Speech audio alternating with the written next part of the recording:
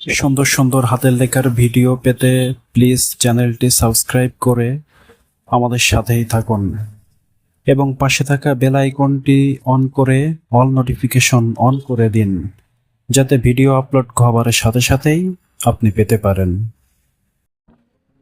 এবং ভিডিওটিতে like comment করতে ভুলবেন না।